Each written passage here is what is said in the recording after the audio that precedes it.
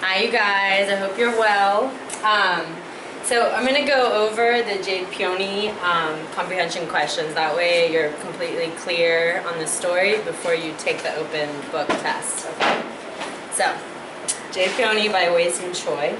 You should know a little bit about it. I can Alright, so the number one question was, what conflicts or problems does Grandma face? So I'm just going to be reading from this, that way you can read or listen to me.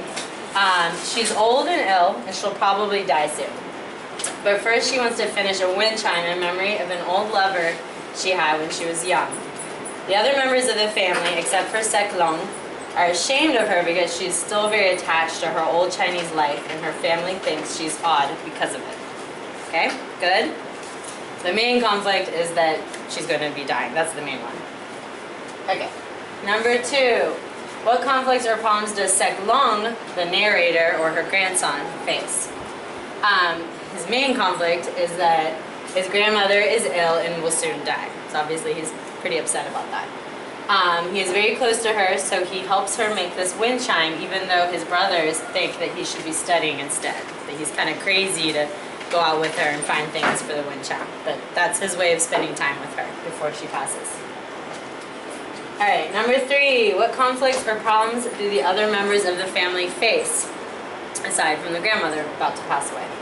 They don't know how to adapt to their new lives in Canada, but at the same time keep their Chinese heritage. So they're a little ashamed of their Chinese heritage, so they're having a hard time adapting to being Chinese Canadian. Alright, number four. What is the setting of the story? It takes place in Vancouver, Canada, and the Chinatown there. That's where they live. Number five. What role does the cultural environment play? So the cultural environment is one of the main conflicts of the story, since they live in a country that is not their own. The family tries to follow the cultural environment, or Canada, and by doing this, they're forgetting their own Chinese heritage. They're trying to become more Canadian and forgetting their Chinese heritage. A lot of you guys wrote inheritance here. Inheritance is when you get money from your family members when they pass away.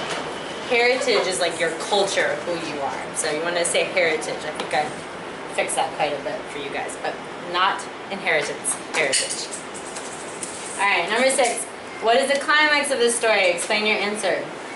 The climax is when the grandma tells Sek Long that she is going to die and she has little time left. From this moment on, we know she will soon die. So that's kind of when Sek Long has a major conflict, and he has to decide what he's going to do following that. And basically what he does is he just spends as much time as he can with her and helps her make the wind chime and prepares for that, for her passing. Alright, last but not least, number seven. In your opinion, what is this story's message about life and behavior? Alright, these are not necessarily my opinions. I took three of you all's opinions, what you all wrote when you did this work. Alright, I'm not going to say who. Alright, we shouldn't be ashamed of our past and our heritage. Once again, heritage, not inheritance. But instead, we should embrace it since it is a crucial part of our identity. Don't worry about what other people think, because at the end of the day, what makes you happy is what matters most. Right? Because Sek Long didn't care that his family thought he was crazy for hanging out with his grandmother. People don't live forever, so you must enjoy your life and love your family because you don't know when they're going to die. And that also applies with friends. Okay? So, that's it. I hope you enjoyed this story, and make sure to take the open book test. And good luck with that.